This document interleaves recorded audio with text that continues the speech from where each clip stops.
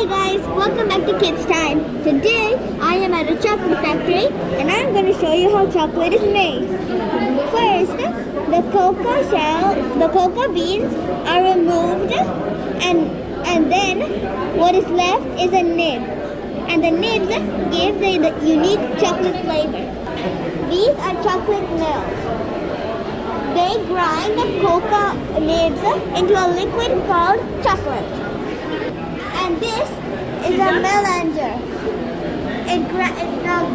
Rollers mix the chocolate liquor with selected ingredients. They can be anything like caramel and vanilla. This is a pot.